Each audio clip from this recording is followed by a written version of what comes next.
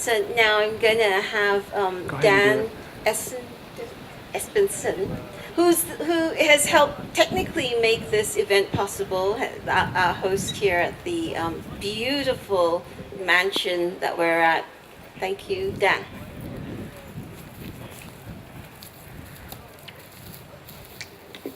Hey, I'm Dan Espensen, and Jennifer Cook is the host.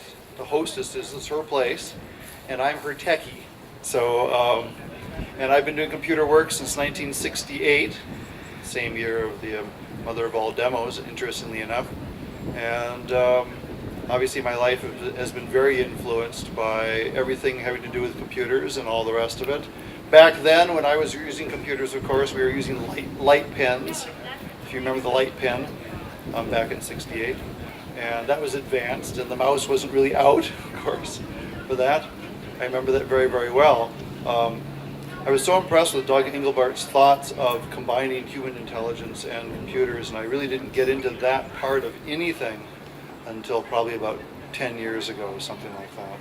Just took me a really, really long time to understand augmentation. I read lots of science fiction, of course, which, as all of you know, is mostly science fact now. There's been a lot of that. The things you used to read about. There could be machines on Mars that are being run by remote control. From Earth. It seems pretty far-fetched, but nevertheless, that's already happening.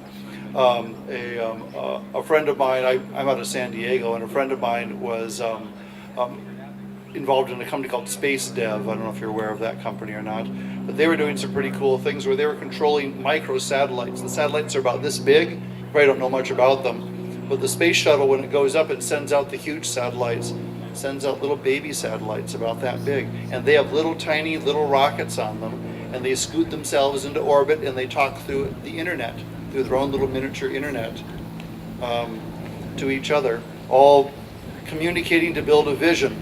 Doug Engelbart, in I think 1962 or 63, there was a diagram that he put together that had to do with, you probably have all seen it, I'm sure, the one that shows networks of small computers that are all connected together.